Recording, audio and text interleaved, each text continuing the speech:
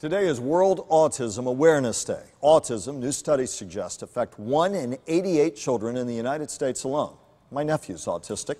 I know all about the struggles, the fights, and the courage involved in that fight. I'm joined by Candy Spitz, Autism Speaks national spokeswoman, also a courageous mom. Your two twins, soon to be 6, are autistic. You've been a courageous advocate here. Talk about the importance of this day, Candy.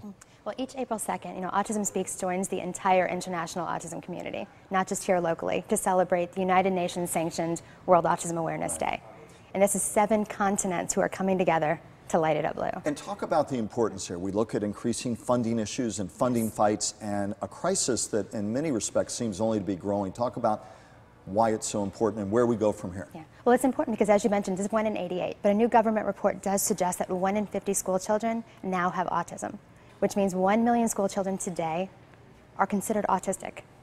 I mean, we don't have the funding. There's a number of kids who are not being diagnosed that are not getting the services they need to succeed. And the awareness today allows for those fundraising efforts, and I have many people in the community who deal with autism and their families say, as much as finding a cure, which could be a long way off, it's about finding treatment options in the real world where we live, where we're going to be dealing with this for generations to come. It is. It's not just the treatment. It's the the family support, the society support. School support. It's the school support. I mean, we're blessed in South Florida to have numerous options for our children with autism, but that's not the case in the rest of the country. And where's research stand? I know there are a lot of studies out there, and we've got to keep pushing on that. But talk a little bit about that. Well, Autism Speaks is funding studies all over the world right now.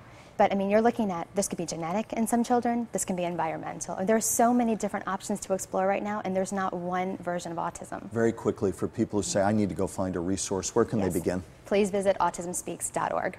And it'll have a whole battery of resources for you. It has everything from toolkits for family services to schools to doctors. Anything you need is on that page. Autismspeaks.org. Candy Spitz, as always, thank you for taking time to help Michael. talk about the battle as we all move forward together. Kelly? Michael.